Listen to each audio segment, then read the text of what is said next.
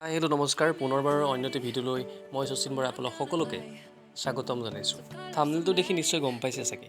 হয়, গুৱাহাটীত থকা শ্ৰীমন্ত শংকৰদেৱ কলাক্ষেত্ৰৰ ওপৰত বনোৱা এটি ভিডিঅ' আজি মই আপোনালোকৰ বুলি এৰি দিছোঁ। এই ভিডিঅ'টো ইণ্টাৰেষ্টিং হ'ব গৈ আছে, বিশেষকৈ যিসকল লোক গুৱাহাটীত থকা শ্ৰীমন্ত শংকৰদেৱ কলাক্ষেত্ৰলৈ যোৱা নাই। এই ভিডিঅ'টোৰ থ্ৰুদিয়েই বহু কথা জানিবলৈ পাব, দেখিবলৈ পাব আৰু শিকিবলৈ পাব। আই হোপ সকলোৱে মোৰ এই ভিডিঅ'টো চাই ভাল পাব আৰু পাৰিলে মোৰ এই ভিডিঅ'টোত লাইক, কমেণ্ট আৰু ছাবস্ক্ৰাইব কৰি নাপাহৰিব, যাতে অনাগত দিনতো আপোনালোকলৈ মই নতুন নতুন ভিডিঅ'বোৰ লৈ আনিব পাৰোঁ। তো এই আমি কলাক্ষেত্ৰৰ ভিতৰত দেখিছে ইমান এটা ধুনীয়া পৰিৱেশ আৰু আমি গৈ এইটো হৈছে কলাক্ষেত্ৰৰ এটা ডাঙৰ বিল্ডিং। আমি এতিয়া গৈ আছোঁ এখন ট্ৰেইনত উঠিবলৈ।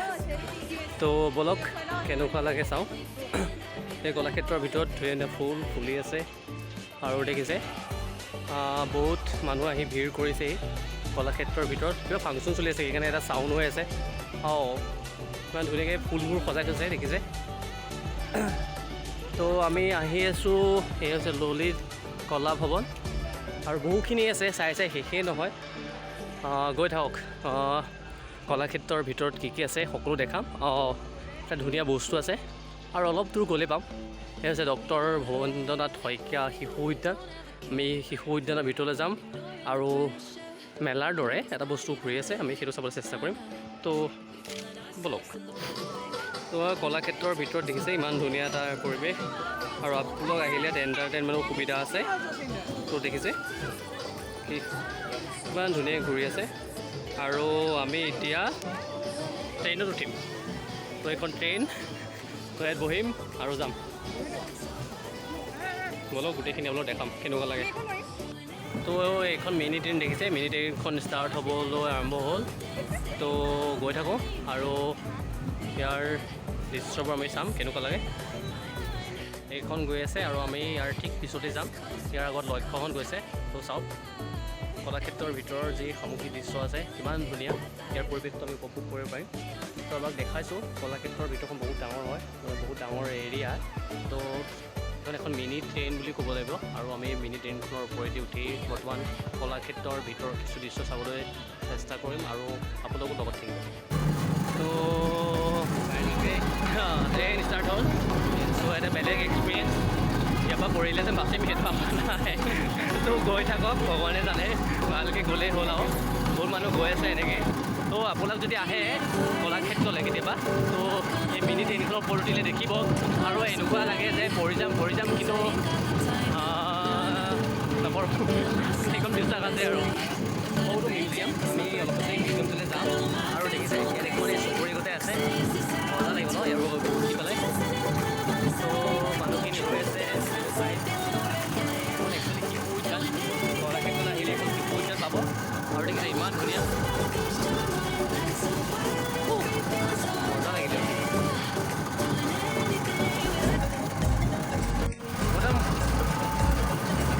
গৌতম আৰু মই আমি এইখনত উঠি আছোঁ ট্ৰেইনখনত। কলাক্ষেত্ৰত আহি অলপ গৈ থাকোঁ আৰু ভয়ো লাগিছে। পাছপিনে মানুহজনী আৰু বাচ্ছা এটা বহিছে, তো তেওঁলোকেও এনজয়মেণ্ট কৰি আছে। মই আৰু গৌতম এই ট্ৰেইনখনৰ ওপৰত গৈ আছোঁ। কেনেকুৱা লাগিছে?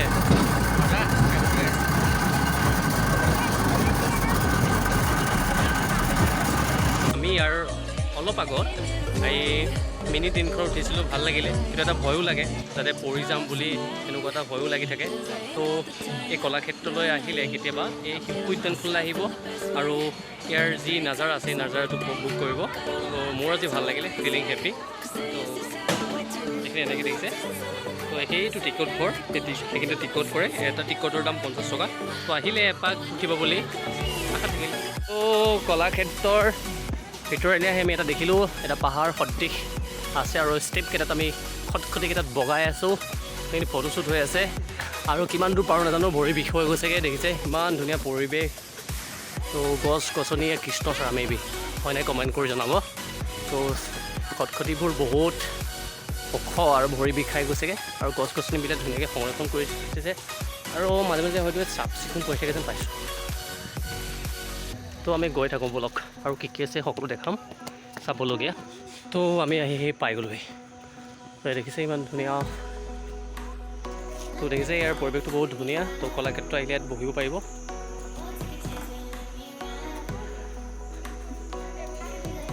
যাব লাগিব নেকি? না না না না সম্পূৰ্ণকৈ ইয়াত ষ্টেপকেইটা আছে, সেই ধুনীয়াকৈ বহিব পাৰিব আৰু কলাক্ষেত্ৰৰ যি নীৰৱতা সেই নীৰৱতাক ফিল কৰিব পাৰিব। মিউজিয়ামৰ বাহিৰত এটা ধুনীয়া পৰিৱেশ দেখিছে, মানুহসকল কেনেকৈ বহি আছে আৰু মিউজিয়ামৰ বাহিৰৰ যি প্ৰাকৃতিক সৌন্দৰ্য সেই সৌন্দৰ্যত সকলো বিভোৰ হৈ আছে। এবাৰ দেখাবলৈ চেষ্টা কৰিম। বিভিন্ন ঠাইৰ পৰা লোকসকল আহি বহুখন ভিৰ কৰা দেখা যায় এই কলাক্ষেত্ৰত। সঁচাই বহুত ধুনীয়া হয় ইয়াৰ প্ৰাকৃতিক সৌন্দৰ্য। ইয়াত আমফিবিয়া বুলি লিখি থোৱা আছে, কিন্তু একচুৱেলি আমফিবিয়া মানে কি মই নাজানো। হাতী এটা পিঠিত সেইটো কি ভেকুলী এটা ছাতি লৈ আছে আৰু দেখিছে ৰাজাকেইটাই মুখ মেলি আছে। আৰু ইয়াৰ দেখিছে ইমান ধুনীয়াকৈ মানুহে চাফ কৰি আছে, মানে এই কলাক্ষেত্ৰখন প্ৰতি মুহূৰ্তত ধুনীয়াকৈ পৰিষ্কাৰ কৰি ৰাখে আৰু মই এনেকৈ চেলুট তো আপোনালোকে দেখিছে। আৰু আমি এতিয়া গৈ আছোঁ মিউজিয়ামলৈ। যদি মিউজিয়ামৰ ভিতৰত মোবাইল দিয়ে তেতিয়া মিউজিয়ামৰ ভিতৰত সংৰক্ষণ কৰি থোৱা বোৰ আমি দেখাবলৈ চেষ্টা কৰিম। অলপ ডাঙৰ এটা বিল্ডিং আৰু ইয়াৰ ভিতৰতে মে বি মিউজিয়ামটো আছে। তো মিউজিয়ামৰ ভিতৰত আমি আহিলোঁ আৰু দেখিছে ইয়াত সাত বনিয়াৰ প্ৰতিটো জনগোষ্ঠীৰ যি এনেকৈ সাজ পোছাকসমূহ এনেকৈ সংৰক্ষণ কৰি থৈছে। আমাৰ হৈছে বিহু, প্ৰত্যেকে চেনেহৰ বিহুৰ এয়া মিউজিয়ামত সজাই থৈছে। আৰু দেখিছে প্ৰতিটো জনগোষ্ঠীৰ সত্ৰীয়া নৃত্য মানে কৃষ্টি সংস্কৃতিবোৰ দেখাবলৈ চেষ্টা কৰিছে। আৰু এয়া কি হয় মই ভালদৰে নাজানিম। আৰু এয়া দেখিছে কেনেকৈ সজাই থৈছে আৰু ইয়াত ধুনীয়াকৈ বৰ্ণনা আছে কোনটো জনগোষ্ঠীৰ সাজ পোছাক হয়। তো প্ৰতিটো জনগোষ্ঠীৰ সাজ পোছাক হওক ইয়াত ধুনীয়াকৈ ইয়াত মিউজিয়ামত সজাই ৰাখিছে। ইয়াৰ কলাক্ষেত্ৰৰ ভিতৰত বুলি কৃষ্টি সংস্কৃতি যি দেখুওৱা হয় সকলোবোৰ চাব পাৰিব। আৰু আমি ভিডিঅ'লৈ গৈ থাকোঁ, যি পাওঁ সকলো দেখাবলৈ চেষ্টা কৰিম। তো ভিডিঅ'টো চাই থাকিব। মিউজিয়ামৰ ভিতৰত আমি আহি সাঁচি পুথিসমূহ সংৰক্ষণ কৰি থৈছে আৰু এই সাঁচি পুথিসমূহ আপোনালোক দেখাবলৈ চেষ্টা কৰিম। এই সাঁচি পুথিবোৰৰ ভিতৰত কি আছে ইমান ভালদৰে নাজানো, তথাপিও আপোনালোকে যদি কোনোবাই জানে মোক জনাব। তো হস্তি বিদ্যানৰ পুথিখনৰ বিষয়ে অকণমান জানিছিলোঁ, হাতীৰ বিষয়ে লিখা আছিল। আৰু বাকীসমূহ কিহক লৈ লিখিছে ইমান এটা নাজানিম, তথাপিও ইয়াৰ সাঁচি পুথিসমূহ কিমানকৈ ইমান ধুনীয়াকৈ ইয়াত সংৰক্ষণ কৰি থৈছে সেইসমূহ অলপ দেখাবলৈ চেষ্টা কৰিম। অলপ ভিডিঅ'টো আমি গৈ থাকোঁ। তো গৈ বহুখিনি ইয়াত সাঁচি পুথি ইয়াত সংৰক্ষণ কৰি থৈছে। তো কেতিয়াবা কলাক্ষেত্ৰ আহিলে এই আপুৰুগীয়া সম্পদসমূহ চাবলৈ নাপাহৰিব। এই ফটোবোৰ চাওঁ কিমান ধুনীয়াকৈ ইয়াত সংৰক্ষণ কৰি থৈছে। ইয়াৰ প্ৰতিটো ফটো কোনে কোনে নেজিব আহমেদ এই ফটোগ্ৰাফাৰ। তো দেখিছে কলাক্ষেত্ৰৰ ভিতৰত এটা প্ৰকাণ্ড জাপি আৰু এই জাপিটোৰ ওচৰত মানুহে ফটো মৰাত ভিৰ কৰিছে। তো ইয়াৰ দেখিছোঁ কিমান ধুনীয়া এটা পৰিৱেশ। তো দেখি এই প্ৰকাণ্ড জাপিটোৱে সকলো মানুহক আকৰ্ষণৰ কেন্দ্ৰবিন্দু হৈ পৰিছে। আৰু চাবলৈ বহু আছে, মই দেখাই থাকিম। তো আই থিংক এই কলাক্ষেত্ৰৰ যিটো ভিডিঅ' এই ভিডিঅ'টো স্পেচিয়েল হ'ব গৈ আছে। আৰু লাইক কমেণ্ট শ্বেয়াৰ কৰিব দেই। এজন গাঁৱলীয়া হিচাপে আমি নামঘৰীয়া সংস্কৃতিৰ বিষয়ে ভালদৰে জানো। এই নামঘৰৰ এই কলাক্ষেত্ৰৰ ভিতৰত নামঘৰৰ কি আপুৰুগীয়া সম্পদসমূহ সংৰক্ষণ কৰি থৈছে আমি অলপ দেখাবলৈ চেষ্টা কৰিম। ফটোবোৰ চাওক, বিশেষকৈ আমাৰ মাজুলীৰ যি নামঘৰ সত্ৰ, এই সত্ৰবোৰৰ যি এই চিত্ৰটো দেখি গম পাইছে আমাৰ মাজুলীৰ যি আপোনাৰ এই ৰাস পালনাম বা ভাওনাৰ এই যি অনবদ্য অৱদান, এই চিত্ৰসমূহ এই ধুনীয়াকৈ সাঁচি ৰাখিছে। তো কলাক্ষেত্ৰৰ ভিতৰত এই নামঘৰৰ এটা ধুনীয়া চিত্ৰ আমি দেখিবলৈ পালোঁ। এই ফটোকেইখন চাই নিশ্চয় গম পাইছে আমাৰ এই মাজুলীৰ যি সত্ৰ আছে এই সত্ৰসমূহতে দৈনিক ভক্তসকলে এনেকুৱাকৈ তেওঁলোকে জীৱন নিৰ্বাহ কৰিছে। তেতিয়া মিঠৈ বনোৱাত ব্যস্ত। মিঠৈ হৈছে নামঘৰত যি বৰসভা হয় তেতিয়া আমাৰ গাঁওবোৰত বনায় এই কৃষ্ণ। ইয়াৰ ইমান ধুনীয়াকৈ সজাই থৈছে নামঘৰৰ সেই দেখালোঁ। আৰু কি আছে আমি সকলো দেখাবলৈ চেষ্টা কৰিম। আৰু এই ভিডিঅ'টো শেষলৈকে চাব আৰু লাইক কমেণ্ট শ্বেয়াৰ কৰিব, কাৰণ আপোনালোকৰ কাৰণে বহুত কষ্ট এই ভিডিঅ'টো মই বনাইছোঁ।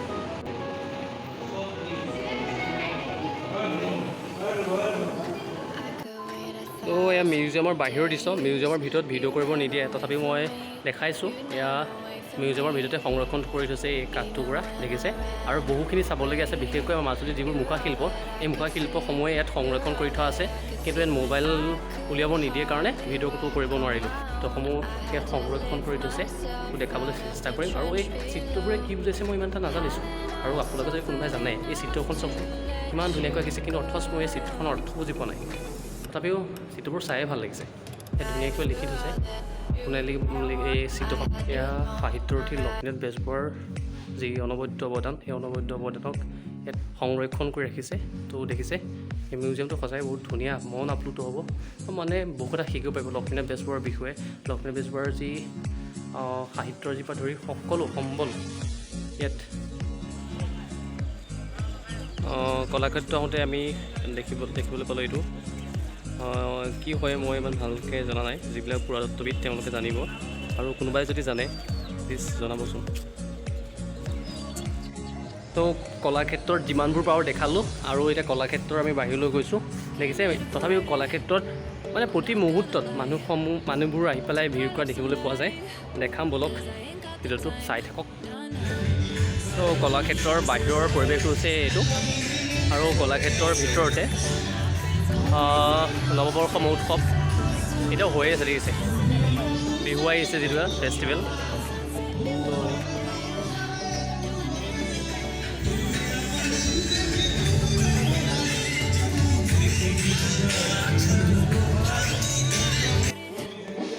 কলাক্ষেত্ৰৰ ভিতৰলৈ যাওঁতে এই পথটোৱেদি আমি গৈছিলোঁ। দুটা পথ আছে, এটা এক্সিট আৰু এটা এণ্ট্ৰি। তো দেখিছে ইমান ধুনীয়াকৈ ইয়াৰ গেটখন, আৰু কলাক্ষেত্ৰৰ ভিতৰত ইমান ধুনীয়াকৈ ফুলবোৰ দেখিছে কেনেকৈ ইয়াৰ কাৰ্যকৰ্তাসকলে ৰোপণ কৰি থৈছে। ইয়াত বিভিন্ন জাতীয় ফুলবোৰ আছে।